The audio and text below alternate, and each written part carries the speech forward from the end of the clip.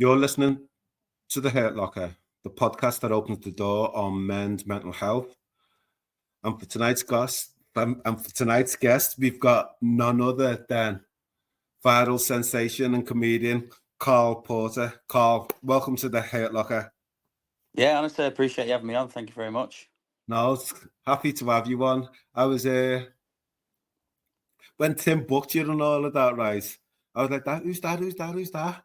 And then I recalled something from a couple of years back, and when I Googled it, it just made me buzz, and I just watched it again tonight.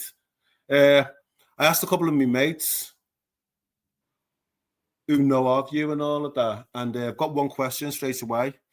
Yeah, and it's a FIFA approached you for a slow-mo knee dive or anything like that?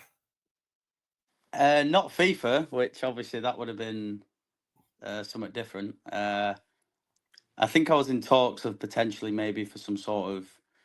I think it was. I can't recall what video game it was, but there was a potential talk about maybe including me as a player, but just moving around in slow motion in every way on the pitch. So when everyone's moving around in, like you watch FIFA, like when you play FIFA games and stuff, I'll just be there, just dead slow, even running, and but no, not FIFA, unfortunately. Okay, well, I think you need to bang on their door, if I'm being perfectly honest. Yeah, for people who don't know,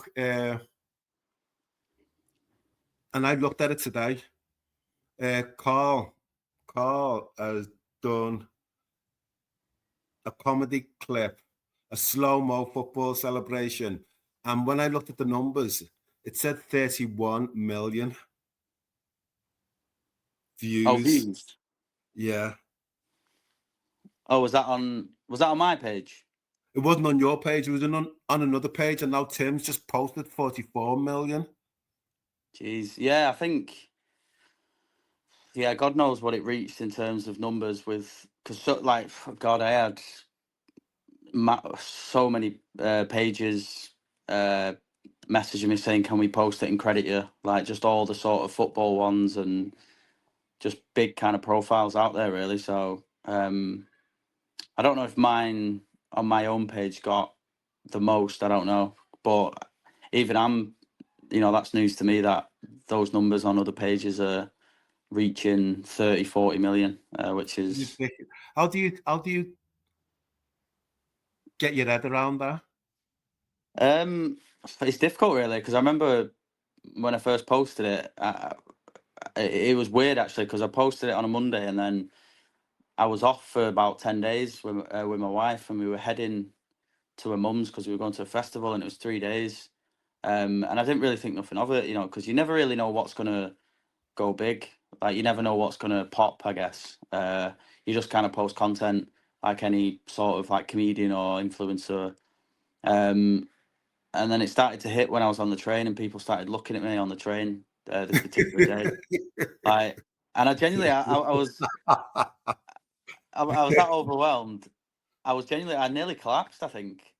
Because bless my missus, she was like, "Oh, let's have a little drink on the train and celebrate," because I think I'd just done BBC News on a Zoom call that afternoon, and then the next week it was very hard to get my head around, because obviously I'm just a normal lad, from a council estate, just kind of trying to live what I love doing, and it was. I think when I'm getting messages off people, like for example, people messaging me from Brazil and Japan and Indonesia, saying come over and do gigs here, and I'm like, what do you say to that? You're like, because I'm just I live in Blackpool at the minute, so I just gig around the northwest.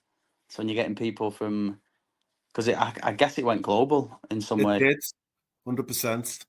Yeah, which is just mental, because I remember my editor, obviously friend as well on the comedy scene, Phil Sutton he's called. He was saying to me, you should start putting reels out, putting clips out of your material, because it's very unique in the sense of like not a lot of people are doing it, like physicality comedy. So that ironically was probably the first genuine clip I put out, and then it just like, do you know what I mean? It's just like, what the hell? Like, it just went everywhere, and it did effectively change my life. And unfortunately, doing it full time now and being able to just kind of live my dream, really. So, Okay. So let's cut back a little bit. Oh, before we go cut back a little bit, I'm going to just say this to you: 13 points. 13 points. Yes.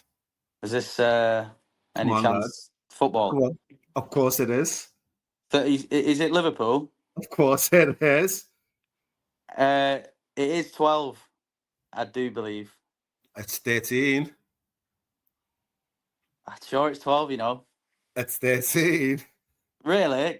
Could we get that Really? live now? Because I'm pretty sure we're. Tim, sort this one out. It's 13. I'm It's sure it's 12. 13. It's I'm sure we were. 12. But our goal advantage. He's checking it now. Is he But it's now? Oh, it's on tense now. 13. Everyone's on edge, watching like it's like slow motion now, isn't it? Slow mo. Yeah, 12. No. yeah. Is it? Yeah, I don't know. I had because Arsenal played the day before, didn't they? And Arsenal played the day before, so I thought when we beat them, that Everton, that it was just 30. It was 13 then. yeah, I don't know, like, because obviously I'm so like, it's we just want to get it done as quickly as possible, don't we? So I'm very Absolutely. like glued to it. Like 12 points is still. I think there's 24 points remaining, so we're halfway there. Like, there's no way we can. There's no way we can like just let it slip now, can we? Hey, listen, you've heard of Devon Lock, haven't you? Who's that? Sorry. You've heard of Devon Lock, the Queen Mother's horse Oh, okay. that was winning the derby. I think it was the derby. It was streets ahead, and it just collapsed before the line. Oh, So no. yeah, Don't say that. and don't forget when they came to our ground, and Michael Thomas scored 89. Yeah, because we won it the year. Yeah, it was Arsenal, wasn't it? They won the league Yeah, last game. Yeah. No, yeah. So I you know, mean, it is obviously exciting, but I've always said, my wife can't stand me and her dad because we're so we just want to get it done. We want to be, we're so like, when there's a game on, we're just so stressed watching it. And mathematically, it's not done yet, is it? So it's not 12 done. points It's is a not lot. done. It's not I, done. no, it's not. So I feel like these next 3 games are very winnable compared to the last 5 games. So Yeah. we definitely we just need to get it done quickly as possible, really, where we're not having any bumps in the road, and like, you just don't want to get to Chelsea, Arsenal, Brighton, I know Tottenham as well, where it's squeaky like, bum time. Squeaky yeah, bum. you want to just hopefully have that guard of honour off Arsenal, don't you? And just say That would be lovely. it would That be would be great, wouldn't lovely. it? You know what I mean? Just like, listen, Arteta, this is Arnie Slot, you know what I mean? Penitentiary, and first season, as it's called anyway. So yeah, it's exciting, and it's still an unbelievable season. People trying to, social media and the media and everything. They're trying to say, "Oh, Liverpool have." I think Van Dijk Fail. said it last night. Yeah, I think Michael Owen said to him, you lost the final, you went out of Europe, from a special season, and basically Van Dijk cut him off and say it still is a special season. What are you talking about? Just because you went to Absolutely. Man United, traitor and that. Absolutely. We're having Absolutely. no one expected us to win the league, though, did they? Jesus, Nobody expected us to be in this position. So you know what? Given the fact that we were fighting on so many fronts a few weeks ago, and now we're on this one. This was the one that we wanted anyway. Yeah, I think everyone wants this one. Even though it's sour to lose in a final. Newcastle deservingly won anyway. But Bloody hell, 70 years, of course. Let them have yeah, it. I was happy with them to win it because it wasn't United, Chelsea, City, Arsenal. It wasn't one of these teams. Like, it was someone different, and I like Newcastle. Do you know what I mean? I don't have any hate towards them, to be fair. So I was kind of buzzing for him to have that, that glory of winning a trophy. So obviously, I mean, if that was the only trophy we was in and we weren't in the position of the league where we are now, I would have been fuming because you Yeah. just want to win a trophy at least, don't you? So yes, it's about the fans, though. You know what I mean? I want to see the fans spill onto Anfield, when it's official and confirmed that we're champions. Because Will I you mean, come to Liverpool when we, if and when we do? oh, I've already got an apartment booked it months ago. Seriously? Yeah, You're me, the joking? wife, dad, and it's one of those cancellation ones though. A week before, so I've Ah, not yeah, paid yeah, yeah. anything. You Yeah, know what yeah, I yeah. mean? Thinking smart there, Yeah. just in case. Don't want to be like, but God, I spent $1,000. Not gonna be there now. But yeah, no, we booked it. I, I'll I'll be honest. I booked two. To be honest, I booked a week after that, thinking we may win the Champions League. But when PSG knocked us out, I cancelled that one, and Okay. I've just Okay. been. I'm guessing it's on the 26th of May when it's the day after the last result. So very cheap Yeah, deal I dare say, yeah. From the bottom of Queen's Drive, I'll take about 5 hours to get through Liverpool. It'll be madness. it's going to be. It's bank Madness. holiday as well. Wow, it'll be madness. And Yeah, no it's, doubt the it's sun will be shining. oh, it's going to be. Might just have to like buy a crate of beer from the shop because it's going to be difficult getting in Oh, anywhere, isn't it? it'd be rude not to. It'd be Yeah, rude not to. or just a couple of beers somewhere because it's going to be 35 years really. That is something like that hasn't happened, has it? So I yeah, it's know. going to be special. So tell me, you're a northern lad, born and raised. Where were you born? Well, this will surprise you. I'm from Cheetham Mill in Manchester. It surprises me not. Oh, okay. And so what was it like growing up there? Obviously it was rough council estate, like a cul-de-sac. What I can remember It's got a reputation.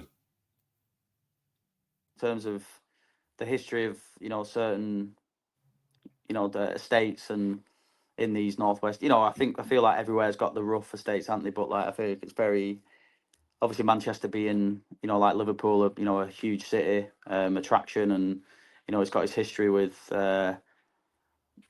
different things, violence, and so it was growing up was I think I was only there till about 6 or 7 years old, so I didn't kind of grow up and experience it as a kid to an adult, I guess. But I kind of saw enough, if you like, and like heard about stuff going on, ins and outs of the town, the streets where I lived. But I felt like our kind of cul-de-sac was very together. It was everyone kind of looked out for each other, like neighbours and all the kids and families. They were like there for each other. Could go down the shop and get me one fags. I was only 4. So that's the sort of the 90s for you, where yeah, it was just a bit mad all around. Did But it feel then, yeah, safe? I kind of, from what I remember, yeah, I did kind of feel uh, safe, I guess, because I had older brothers as well. I've got 2 older brothers and then a twin brother. So, not growing up on my own and kind of like trying to look out just for myself, I guess I was kind of like looked after in a way, which is, it's great, isn't it? You've got older brothers who kind of know the town more because they're older, the wiser, and like I was just a kid really, just knocking about, playing football, playing chase or whatever you did with your mates there. But I definitely felt, yeah, like I definitely felt safe. I think from where I was, like from where I lived anyway, because it was rough, but it wasn't. There was definitely a lot more like rougher places, in the same town and the same place where we live. But yeah, I was okay, I guess. Yeah. I suppose for me, just as you're talking, then there's this characterization, Channel 4, Shameless, the estates like that. And all. Yeah, I love Shameless. I wanted to be in it. It was like one of the shows I grew up with, like watching because it's Yeah. Manchester as well. And there's a guy called Karl in it, one of the Gallaghers in it. So I was like, I would have been good at that. And he's a twin, and I'm a twin as well. So I was like, me and my twin would have done that. But yeah, no, I don't think it was quite like that. Because it wasn't very open like that. It was very like kind of intimate, I guess, like the kind of streets and the where we lived. But yeah, I think when we watch it, I kind of get like a nostalgia feeling if I watch Shameless now and think, yeah, that's kind of like the place I grew up. So yeah, it definitely resembles that, I guess. Yeah. And so what was it? There was you, your twin, your two elder brothers, mum and dad? Just mum. So yeah, it was a bit of a complicated situation. So me and my twin brother, we had a different dad to my two older brothers. My two older brothers' dad were there, but basically me and my twin brother's dad like left. Like he just basically I haven't really gathered most of it because obviously, like, you know, I feel like it's a bit of a subject to, you know, sorry, you know, a bit like a touchy subject, I guess, to bring up. But I think he walked out when we were about 6 months old, maybe 1 year. I think he just basically couldn't be bothered. Really, he was kind of bringing a lot of trouble to our door, from what I heard. And I think my mum basically was just saying, like, you know, you've got a choice here. You know, you've got two sons, or, you know, just go. And it seemed like he confidently and quickly just went. So, and then yeah, like my older brother's dad were there. He was quite ill. He had he was on like a lot of medication because he passed when I was about 14, 2006. So yeah, it's been a bit weird. I feel like I've been lucky to have my twin brother around, because I kind of dread to think if I didn't have him there, mostly anyway, because obviously we're very close now as well. I've got two older brothers who I don't talk to a lot. Like, obviously there's nothing, you know, bad there between us, but it's just like we've kind of got our own kind of lives now. But you know, I stay more in touch, obviously, all the time with my twin brother. So I think it was difficult, but like I mentioned, I feel like because I had my twin brother, it was kind of easier. Yeah. Have you ever seen your biological dad? No, I found out in 2010 that he passed in 2005. How did that leave you? In all honesty, I remember being, because obviously, like, my older brother's dad obviously wasn't our biological dad, but he used to come down and actually take us to his house, even though he was, you know, ill. He used to come down most weekends and take us up to his house for the weekend, look after me and my twin brother. And because obviously, like, my two older brothers were kind of like grown up at that point where it wasn't as, like, you know, I think when you're younger, it's kind of fun, you know, if you're like going away for the weekend. Yeah, yeah. So because I looked at him as my older brother's dad, as me and my twin always looked at him as our dad. So I Yeah. think when the news broke, it was, I don't know, it wasn't really a lot of emotion there. We just kind of, I think my older brother told us actually because he found out, and I just said, oh, you know, your dad was my dad, so, you know, there was never any. I don't think there's any emotion in it really, because I just thought, you know, well, if he wanted to be a dad, he would have stayed, wouldn't he? So Are I you kind of, are you kind of binary like that in terms of black and white? If he wanted to stay, then he would have been there. If not, then that's his choice. yeah, like, you know, I don't know what he was maybe going through, like obviously my biological father, but you know, I just kind of have that sense of like, if you've got kids, you know, you kind of you know, you're there. I feel like it's just like a natural thing. You're there regardless for your kids, you know. So I mean, if he was kind of still hearsay, hypothetically, and he wanted to get in touch, I think I wouldn't be like interested in it. I just You kind of would, like, or you would, or you wouldn't. no, I don't think so. I just think, you know, you've had. I don't know. I just don't believe in leaving your kids. You know, I think it's regardless what you're going through. Like, you know, you've made the decision to have kids, and you just should be there for them, shouldn't you? You know, you know, even if you are going through, you know, a lot on your side, you know, it's kind of sad. I think when you just think of little babies and kids being these, you know, amazing like creatures, if you like, growing up and being, you know, because I always see my, you know, my nephew and niece, and it's great that their dads are there and they're growing up happy, like, you know, and that's what's kind of sad, where, you know, you wouldn't want to leave that, you know. I So it is, yeah, I think it's difficult to think why anyone would do that. But you know, we've me and my twin have coped with it well, like I mentioned. I feel because we've always had, each other's backs, and we've just been there for each other. So, yeah, I feel like I've dealt with it well. Yeah. Can I ask, are you a father at the moment? Not me. No. I'm like the only one. All three of my brothers are. I'm just a cool uncle, I think, at the minute. Yeah. Is that the role you want to play, or what? Do you want to be a dad? I Is think the one missus day. is the missus on your case?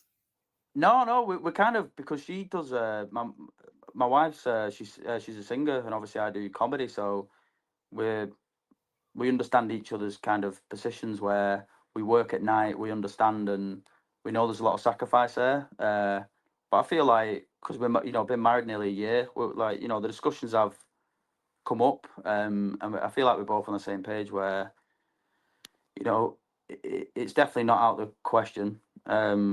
It's nice to think about kids. I always kind of thought to myself I probably wouldn't have kids before I met my wife, but since I've been with my wife and we've created this life, I do. If I ever do think of having kids, I definitely would see it with, my wife, if that day came. So it's definitely not out of the question, but it's kind of cool just being an uncle for now, where I can chill and just get off. If baby starts crying, I'm like, yeah, I'm gonna get that train. Don't Very worry about it. slowly. Yeah. It's like, I'll move on Wednesday and get the train on Friday. Like, don't worry about it. So tell me, I mean, you got married. It's serious, obviously. How do you know it's the right thing? How do you know she's the one? I think it's one of those situations where you just know, I guess. And it's very, people say, how do you know? It's just, you'll just know in yourself. I said to her after, I always say to her, like, not all the time, but if it comes up, I just said, we met in 2020, August. And after 5 weeks, I told her that I loved her. And I knew in my head, I was like, I'll marry this woman. I just knew I found like a special woman, and like, I do want to create a life and grow old together. Like, I just feel like, not to sound like, but I don't know. I just kind of, if you know, and I do believe Okay. that's true. Am I tapping into the soft side of you? No, I'm all good. I don't know. I think it's funny as I'm talking to you and all that, and I know what it's like growing up in the north, Liverpool, Manchester, and all that. And there's a persona sometimes that we have to put on as well. We can't be seen as a pushover, but at the same time, we don't want to be taken for the ride. No, definitely. I feel like, being from, like a rough area like myself, obviously doing comedy, people, because I've got a lot of material on like my brothers, and, growing up, because my comedy is very observational. So I always Yes. act things out to kind of say, oh, you ever seen this guy at the gym, or your brother at a party? This happens, that happens. People assume I'm this, like, kind of tough cookie kind of thing, and I'm just like, nah, like, I feel like I'm a, straight normal guy who, I can just get along with anyone. I'm not this guy who's like, yeah, I take no shit or whatever. Like, if anything ever like kicked off, if you like, and I'm with like my wife or my brother, and something comes their way, like, I'll be there. I'm not someone who's gonna like run away, or yeah, I kind of feel like I've got my morals right, where if something needed to happen, then I'd just be there for the people who are close to me. When was the last time you fought? Probably my twin brother in year 7. Because someone, I think someone like just said, "Oh yeah, your brother thinks you're a muppet," and I just kind of went, Name "Does he?" him. Who said it? Who said it? Name the person now. Oh, I don't know who it was. It was. I think he was called Liam. I think it was. I can't think his last name, but Liam he Don't was say called. Gallagher. Yeah, Liam Gallagher. Yeah. And I was going like, "Go on then, I'll fucking leather you. Put your cameras away, mate." I'm like, all right, Liam.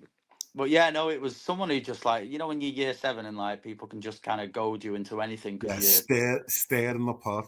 Yeah, 100%. And like, I think I just like went over and pushed my brother, and then I think he punched me, and then I headbutted him, and then it finished quite rapid, and then we just both afterwards kind of went, what we're doing, like, you know, we're brothers, and then my brother had a fight with someone not long after that. So it's, you know, in school, it's just daft, isn't it? When people have fights, they just basically say, yeah, like, you looked at me, or, you know, just something daft where they just go, I'll see you after school, mate.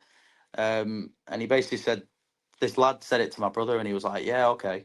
And then my brother won this fight, and then about a week later, the guy who my brother beat, his best mate, said, I want you a fight because your brother beat my mate. And I was like, okay. And then that got broke up. No one really won. And that's it, really, in terms of having scraps or whatever. Like, I've never really been in situations, because I feel like I'm not someone who would want, any sort of altercations with anyone. I wouldn't start, or, I feel like I'm total opposite me. I just kind of keep myself to myself, have a laugh, and but, like I mentioned, if it came, something happened, I'd stick up for myself. So yeah, Okay. And you can always throw cheating mail in. I'm from cheating mail. yeah. I'll just say, like, I'm from Cheetah Mill. Do you want a tracksuit or not? I'll get you one. Tell But, me, you're close to your brother. What does that yeah. bond mean to you? Oh, everything. Yeah, everything. I think it's like my best mate. Like, obviously you get everyone's got best mates, aren't they? But I see him as, like, he's the go-to person. I go. Jesus Christ, get your words out. I go to him for, like, anything happens, or I want to talk to someone. I always go to my brother. I don't think I'll be here if it weren't for my brother. Like, this kind of person who I am, because How, how so? I don't know. I just feel like, because I feel like I look up to my twin brother. You know what I mean? I didn't have a dad growing up. Obviously, I've got older brothers. They kind of kept themselves to themselves, and with my twin brother, like, he's tougher than me anyway. Do you know what I mean? He just kind of stuck up for me in school, for example. Like, he was just there, like, just doing what brother things do. Like, I think being brothers, like, you kind of scrap a little bit when you're younger. You want to be the standout, to your mum. You want to be Yeah. known as this, like, he's the troublemaker, not me. And I felt like we went through that a lot, but he was always there regardless. And I always, like, even, like, when I was struggling through, like, uni, like, after uni, I was transitioning into becoming, like, a grown up, being independent. He was already, because, he didn't go to uni or anything. He just got a job straight away. And if he, if I ever, like, needed anyone, if I ever needed any sort of, like, money or anything like that, he was always there. And, so yeah, he's, like, apart from my wife, he's definitely, like, the most important person in my life, I'd say. Yeah. That's Obviously, my mum interesting. as well, of course. Do you know what I mean? But it's just being a twin. It's like having a twin brother is, like, I don't know. It's a different bond, I guess. You love him. Yeah, I love him. Yeah, even though, like, we just, like, Have you said if that to him? yeah, I think, like, we to be fair, we say it after every phone call. To be fair, we just kind of go, yeah, I love you, bro. Take care.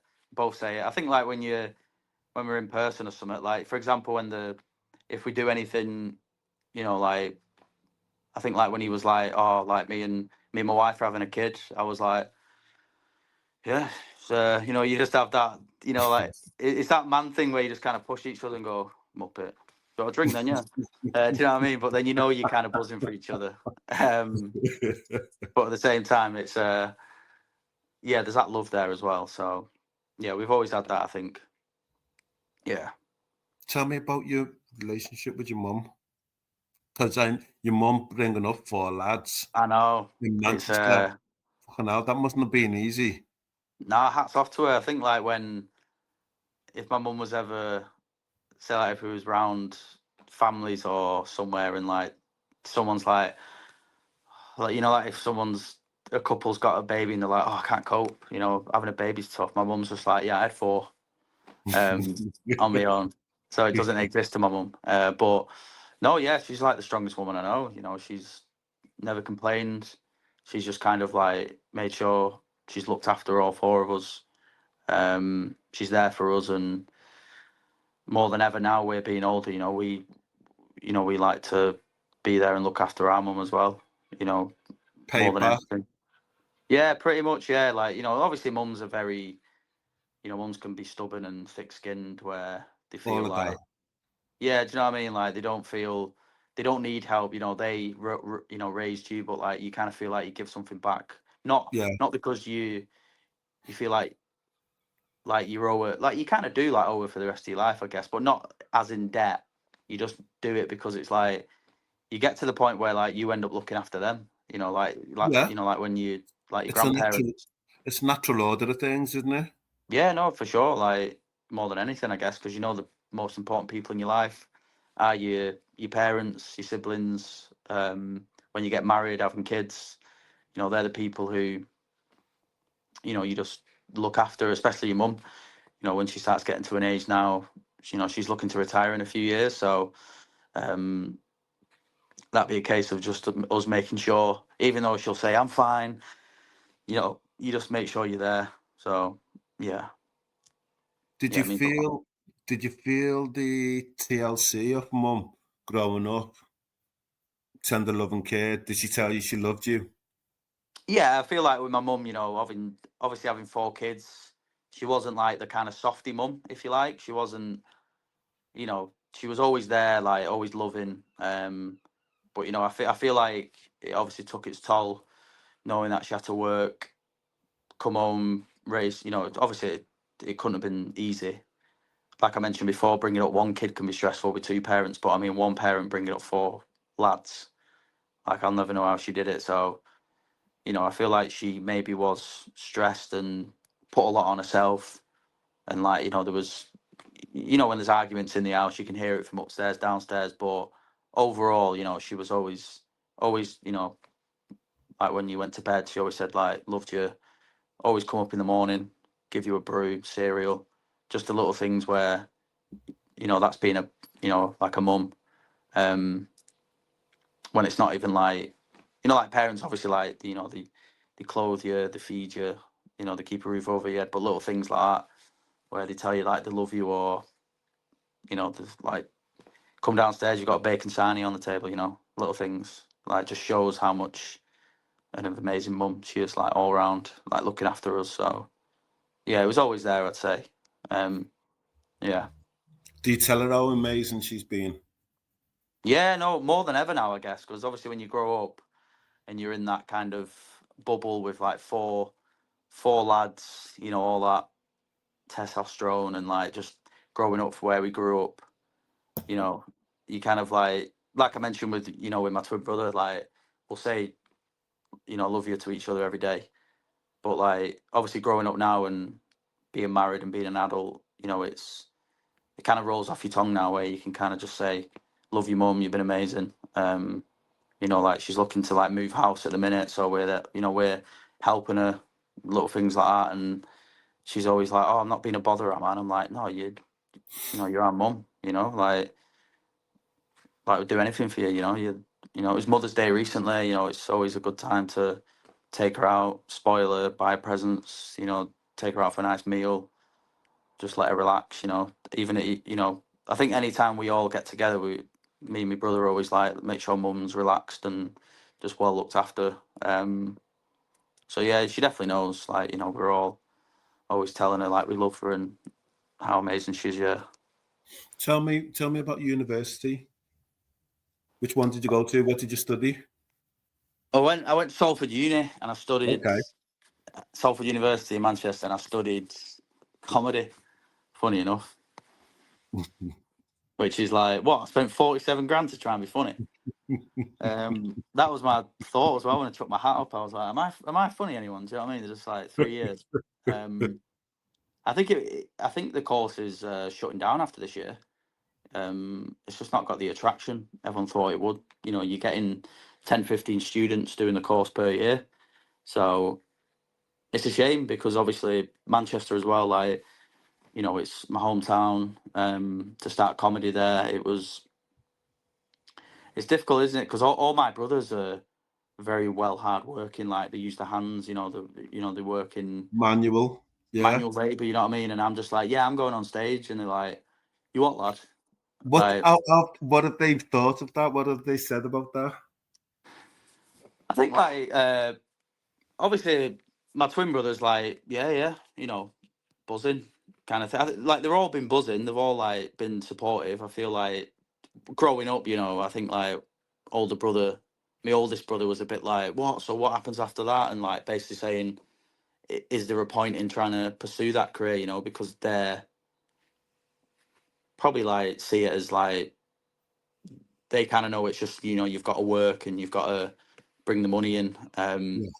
However, what way, but there was always supportive, and they've been to like the odd gig and like when I started off, but I think it's like kind of cool in a way because I'm doing something completely different, like not Absolutely. yeah, because obviously I've worked jobs what require 10-12 hours a day, like lifting stuff over my shoulders to setting up rooms and getting places ready for like a big event, and then go into a gig after that, and then I always said to myself, I want to do comedy full time, and you know doing university, that was kind of like the first step, because it was like a step into the world of performance where I could see what I wanted to really do. Is it stand up? Is it TV? Is it radio? Is it something like writing? But I always kind of knew to myself that I want to do something where I'm on camera. Like doing something physical or on stage where someone can see me acting stuff out. So. When did you recognize or realize you had that creative aspect to you? How old were you? Um, I think like doing in school, I kind of just used to be the class clown, if you like. I used to just Were like, you? yeah, just like not like wanting to show off or anything. I've just always been this sort of person who just does like mad noises and like like doing quotes from films and getting sent out a lesson and getting detention for that. Like, and then I think it was a case of like one of my teachers in school was like, you should do acting or some sort of performance. So I went to college after that when all my mates, they went to doing sport, bricklaying, like something Apprenticeships where, and all of that, yeah. yeah, do you know what I mean? And then I was like, I'm going to do performing arts. And they were like, Muppet, sort your head out, just like joking, but at the same time, it's lads in it at that age. Of course. Kind of like, But you must have been brave, though, to have been single-minded and visioned to say, you know what, yeah, sod you, this is where I'm going. I think that's what it was. Like, as much as I wanted to like be around the people I buzzed off in school, like, all my mates was doing like sport or like I said, something to do with like manual labour, something where they're gonna be building or running about or fitness, But I kind of just took that risk of like going into because I remember going into college and I walked into this big space where everyone was getting ready for induction. There must have been about like 100 people, and I was just walked in there, and I remember walking back out straight away, going like, "No, I can't do this." And then I straight away was like, "No, come on," And then I started meeting a few people who I still talk to this day. I got a whole new bunch of mates in college, pissing around, having a laugh, doing acting, and then I kind of was like, I kind of felt after college like university is like the next step. Still not knowing I wanted to do stand up, say, and then I did the course, and then I kind of stopped for a bit, and then just obviously growing up and being independent, I had to get a job. I couldn't really, because it's difficult to obviously try and get into stand up and get paid, and even like acting or singing or whatever, like you can't really make money from it straight away. Yeah. So obviously, like I got a job at, because I used to work at Etihad. I used to work for Man City for like 6 years after uni. Uh, so Somebody has to. yeah, oh yeah, someone's got to empty them bins and that. Uh, but doing that, I was able to kind of like do comedy in the evening. I think I started doing comedy in 2019. I really wanted to. I put it on the shelf for about 4 years after uni, and then I just Okay. like I don't know. I was kind of like not like I wasn't ready, but I just thought to myself like I want to do it when the time's right, and then you know one of my friends who I'm good friends with today, he just said do comedy, like not like working in the Etihad's a bad thing. Like, any job's not bad because you've got to do it to get money, but Absolutely. make sure you start. Yeah, he was like, make sure you start doing comedy again. So started doing that in 2019 for a good 6-8 months. And then COVID happened, and then Yeah. I've just pursued it since, and then kind of got lucky from that video, really. Like, yeah, so it's been a wild kind of like 5-6 years so far in the comedy. And you're doing it full time. Yeah, I started doing it full time end of last year. No, end of 2023. Like, I took the risk as well at the same time, but I just felt like everything what was building up from the video, I started getting good deals and collaborations, and I've got myself an agent, and I started doing like kind of Karl and Friends shows with comedy, and looking to do a tour now. So I'm kind of still building and looking to do things I want to still do. But yeah, I feel like it's all risk as well at the same time with comedy and any sort of performance kind of form, because you've kind of got to take that risk, and be that 100%. minded, Are you single-minded? when it comes to stuff. Yeah, I feel like if I want to do something, and I'm like really focused on it, like I was with comedy, I'd definitely pursue that, and kind of maybe give myself a time limit of, if it's the right thing to do and I get to where I want to get to in a certain time, then I know I've done the right thing. But then again, if it doesn't happen, say like if I did comedy, for example, and then it gets to end of this year, next year, and it just seems that I've not really progressed or whatever, if I give it up, say, obviously, hopefully I'll keep doing it for a long time, but at least I can say I tried, and you know what I mean? Because that's all you can do, really, if it doesn't work 100%. out. What does Mm. progress look like to you, Dan, today? I think obviously, going full time when I did, it wasn't a time schedule. Like, maybe I kind of said to myself in 2022, I kind of said I want to be full time in the next 2-3 years, and I got that through what happened. And then now, the progress is, I think I'm further ahead than I thought. But there's still a lot of progress to do, to where I want to get to, with wanting to do my own tour. Okay. That's in the works, hopefully in the next kind of 6 to 12 months. I have got certain projects I'm doing at the minute which I can't really No, uh, it's okay. discuss, kind of thing, but they're very exciting, where I didn't think I'd ever do that sort of thing, but I've been fortunate to do it through things, and then just kind of keep building, really. Keep doing the content, keep putting out, sketches and stand-up clips, and yeah, just keep kind of building my profile, really, and seeing where I am year by year. I feel like Okay. you've got to set yourself goals. Like this year, the goal was to finalize and confirm a tour, even if it's in December, and I can officially announce that I'm doing a tour. That's the main goal this year, I'd say, amongst other things. So yeah, progress is looking good. It's going in the right direction. So I'm happy at the moment. Yeah. Good. Got a question from a listener, Pete. He says, what was it like meeting Kevin Bridges, and how did it feel, him liking your material? Oh God, like Ken Bridges is like one of my all-time greats, like top 2, top 3 growing up. Who are your top 3?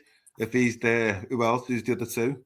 Well, Lee Evans is at the top. Well, I was gonna say because of the physical comedy, Yeah, Lee like, Evans is definitely I sta- there. I started watching him at 11, and I've been hooked since. And if I ever met him, I'd probably collapse and not meet him. I probably say Peter Kay's got to be up there, just again with, he studied at Salford, and we met him. He came in and did a masterclass where he came in and basically like discussed his rise, which was like pretty phenomenal. And with him being such a icon, really, in terms of like his, like comedy, in the north, you know, all the Yes. sayings, you know what I mean? You know, garlic bread and just Yes. everything he Yeah. does. It's It's so the like, beauty. Yeah. I've never seen a crowd, when it pans to the crowd, when he's saying something, they always look at who they're sat next to going, you do that. Like it's genius kind of comedy to do. But yeah, Kevin Bridges, I started watching him when I was about 18. And I found out he was basically his, I was doing my Karl and Friends show in between his work in progress shows at the same theatre in London. And I was like, you know, what do I do? And I just came off stage. I think I just finished my show and I was like, you know, drenched. And I went into the green room and Kevin Bridges stood there. I think it was April last year. I just had another video a couple of weeks before that go viral. It was a manager's antics on the sideline. It was just me basically stood there doing all this stuff, and I really didn't know what to say to him because I was pretty, you know, starstruck. And as soon as I walked in the room, he just looked at me and he went, "Your manager video, it's good. I like it."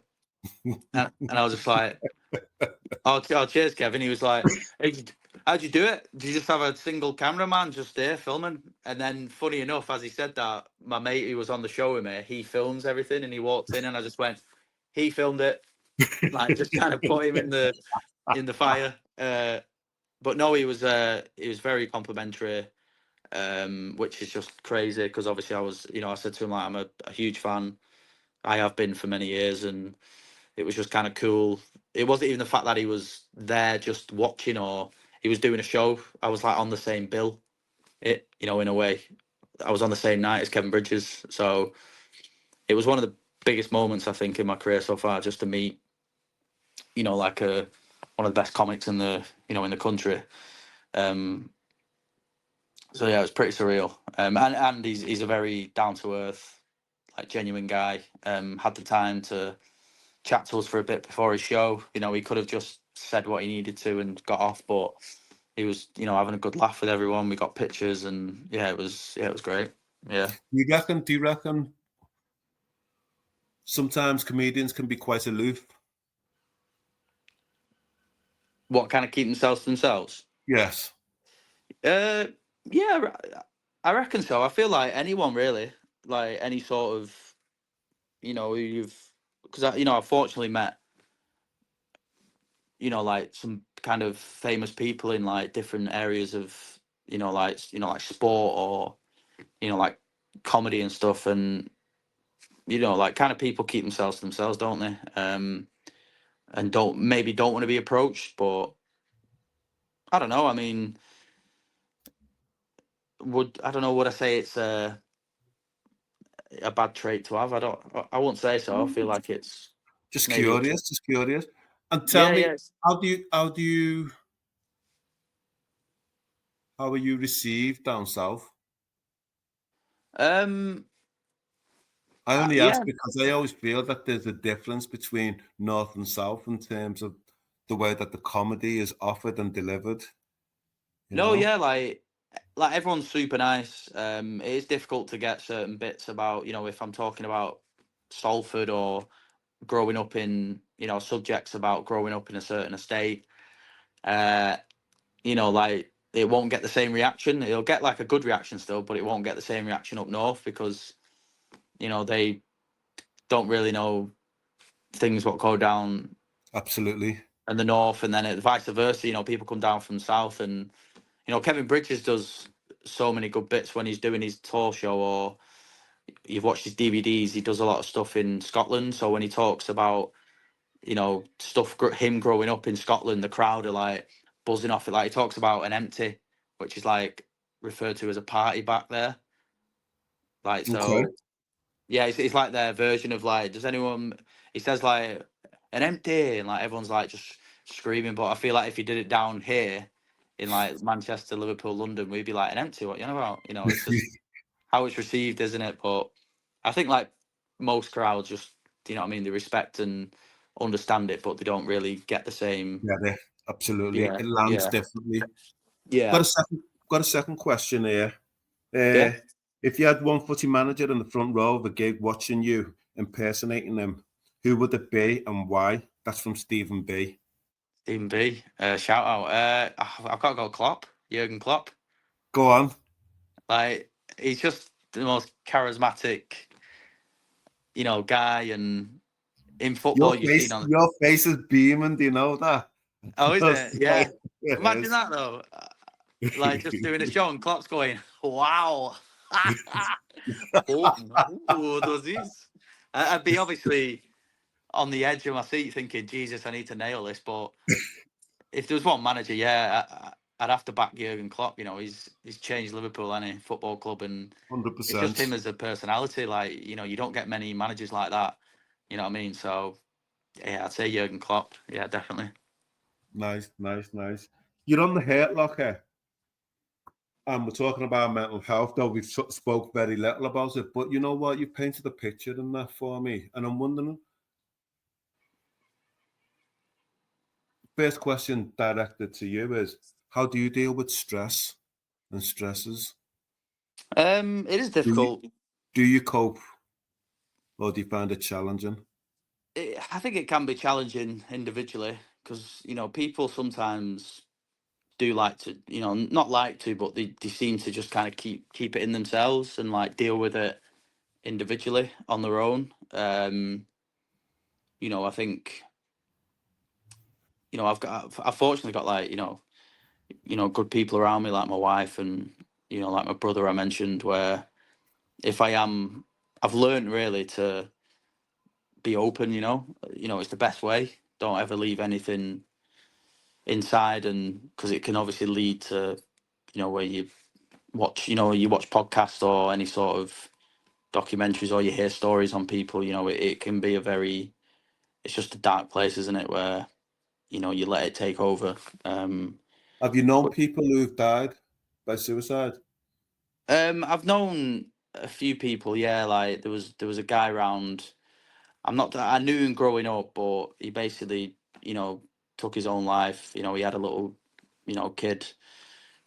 Uh, not long really, and it's one of those, isn't it, where you really never know what someone's going through, how they're feeling, and it's never really it's difficult to see someone struggling, I Yes. guess, because it isn't something where when you go to someone and someone's been under the weather or something, you can instantly go, well, you don't look too good, you've been ill, yeah. um but with like that sort of stuff, because it's not shown, they keep it in. It's yeah, you never really know what anyone's going through, so you've always got to be. Yeah, I feel like even when I see anyone, because I obviously get public transport, everywhere. So even if I see some guy or someone just sat there, I just give them a nod and say, "All right," like it can go a long way, can't it? Even though, Absolutely. And you do that? yeah, if I see anyone or like, I think I was going to. I went to Manchester last night to watch the derby with one of my mates who's a Liverpool fan, and there was a elderly guy at the uh, zebra crossing, or the waiting for the lights to go green, basically. Well, the little man to go green, and he just looked like he was, you just didn't know whether it was old age or him just keep himself to himself. And I just kind of just pretty much helped him across the road just to say, are you okay? Do you need any help and that? And he was thankful that, in the end he was very like, oh, appreciate it. Like just even, that can just make someone's day, can't it? So 100%. You said about it's important to open up and that. yeah. When did you take the plunge, as it were? When did you realize that it's better for it to be out than in? I just think when like I mentioned about a guy who I knew back home, it's just, you kind of feel to yourself, oh, it's not that bad, is it? You're not, it's not a thing what's going to take over mentally and emotionally, but it is just better to. I feel like there's sometimes where I haven't maybe opened up about, maybe I'm not happy about something, and it does build up where you think, you can kind of not like lose the plot, but people obviously start maybe seeing you act differently, and acting differently in certain situations. So, you know, I just feel like I've kind of, you know, been, I don't know, like smart with it in a way where anything what's on your mind, even if you think it's the smallest thing, just sit down and speak to someone about it, because it does relieve pressure. Like, you kind of feel, there's a point where I wasn't really happy about where I was living, and I let it Okay. build up for ages, and it was like where I was like, as if I was punishing myself, where I was like, oh, like I can't talk to anyone about it because no one understands. But even when you get it, you know, you speak to your close ones, like you actually feel pressure off your shoulders, you know. So maybe that was one of the first times. um I don't think I've had a lot of times, but that was definitely like a big one where that was building up for a few years. Well, that's a And then long time. That's a long yeah, time. It's 2 years, isn't it? yeah, because time kind of just flies by anyway, doesn't it? It So does. when you're kind of getting on with it, and then you look and then you think about that thing again, you're just like, nothing's changing, you know. Like, I've not. But then again, it's like you're not telling anyone, you're not speaking to anyone about it. So, because maybe you think like, you know, if I mention it to my wife, she might think, oh, like he doesn't want to live here, so he might want to leave and not come back and not be with me and stuff. But it's, even when you say, you open up and just tell her how you feel about a situation, you know, it does feel a hell of a lot better. Like, you feel better in yourself. But you've got to allow yourself to feel vulnerable at the same time, isn't it? In Yeah, I order guess. to Yeah, come out yeah. with your own truths. Why do you think Mm. guys? Why do you think guys don't talk or speak up or open up? It's a known thing, isn't it? It's very complicated to know that answer, to be honest, because you know, you see so many uh, people, you know, like sportsmen talking about certain people who they know have ended up taking their own lives, and they feel like, why didn't they open up? Maybe men just think opening up's not the right thing, you know. But you know, like I said, little things where I'd say to my brother, like, I love you, and that, you know, guys can get a bit, not like funny with it, but they just feel like feelings is not a guy thing. But you know, it doesn't matter if you're a guy, girl, anyone. You know, feelings are feelings, and people want to know how people feel. You know, everyone needs to know that they've got someone they can open up to, even if they feel Absolutely. like they're not, like they don't. Like I said, you know, I like to just ask, or if I see someone on the train or in public and that, even if I'm at a, you know, like in a queue, you know, and someone's like behind me who's a bit older, I always just say, yeah, after you. Just little things where they're just like, it shows like they're not alone in anything, you know. Would, would it surprise you to know that the Northwest has the highest rates of suicides per 100,000 for men anywhere in the Wow. country? Yeah, no, I mean, I didn't know that. I don't know if it does like surprise me, because I know it is big everywhere, isn't it? But to know it's where you're based, it's yeah, it's sad, isn't it? It's just, yeah, it's, yeah. I would have never thought that, to be honest. Maybe I thought maybe it would have been London or somewhere, you know, the biggest place. No, London's got the lowest. Oh wow, London's got the lowest, and before this year, it was up in the northeast, but now it's the northwest. jeez, that's a lot of numbers as well, like you mentioned. Like, It the is. ratio, it's crazy. Yeah, never would have thought that. That's what I mean. That's why it's important to just to open up, even if you think you know, men could, I don't know, they might think they're being silly, or you know, And that's something. that's the fear, isn't it? Yeah, That guys, 100%. you won't It's, take me seriously, or you think I'm daft, or I'm worrying about something that's minor than that. I think that's it.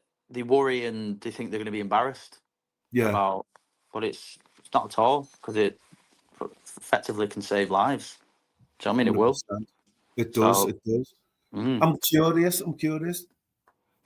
How do you think you would be as a father? uh, And would it be different from having a little girl as opposed to a little boy?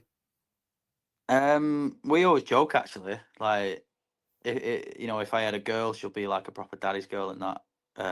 Or if I had a lad, he'd be like just like being like me, just bouncing around, being like mad.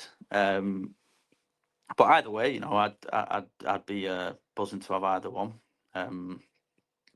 Because everyone says, even when you don't have kids and it's scary to kind of think about it, everyone always says it's the best thing in the world, and there's no better feeling than creating this little thing and then growing up and watching it become a person.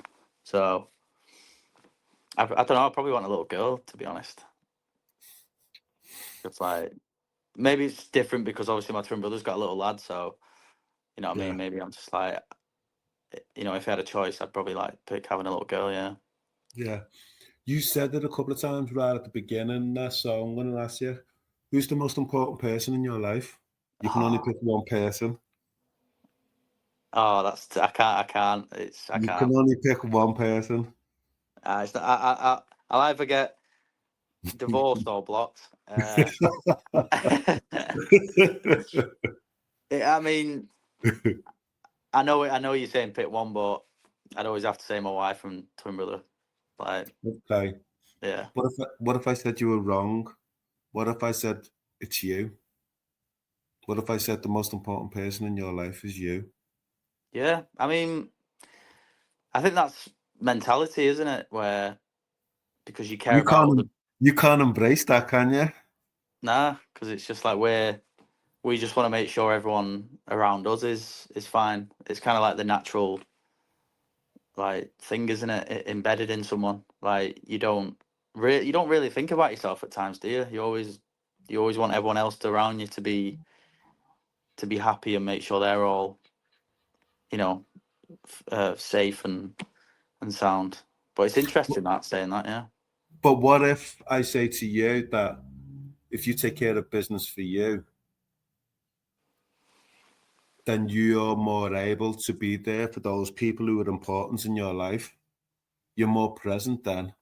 Yeah, as my best self, Um, but yeah, I feel like because I'm sure someone said it recently where they were like, as long as you're looking after yourself, then you can be there and look after all the people around you is important. But I guess naturally for me, I with you asking that question before, I'd straight away be like, I want to make sure the people who I love are the most important people who need to be looked after. You know what, Carl? You're all right. You're half decent, lad. You You are. too, man. I appreciate Yeah, that. You too. definitely. Seriously. No, I How's it appreciate that. been? How's it been being on the Hurt Locker for you?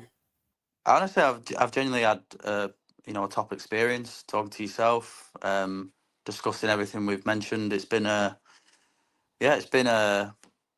like chilled, and I've just felt comfortable being able to open up and talk about certain things. What again, you know, some people never want to open up about certain things, but it's been a blessing to open up to yourself and yeah, have a really good in-depth chat about everything.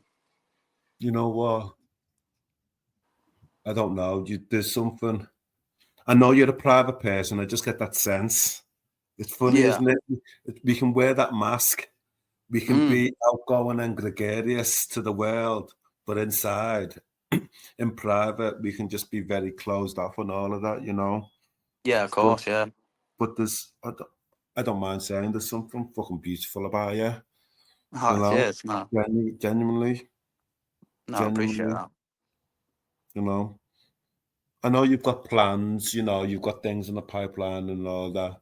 But are people going to see you in Brazil or in Japan or anything like that? I mean, if that opportunity sprung, I wouldn't be saying no. I'll be flying straight out there in whatever motion they want me to be in. So that'd be like something if it came about. Yeah, that would be something different, wouldn't it? Whole new world. Will we see you on telly? Uh, I mean, hopefully, if the opportunities come, like I've got, I mentioned I've got a few things which is exciting, which I can't really discuss, but that's the plan anyway. In the next year, hopefully make an appearance on something anyway. That'll be good. Yeah. I just want to say thank you. You've been No listening problem. to the Hurt Locker. Karl Porter, you've been a blessing. Thank you. Thank you very much.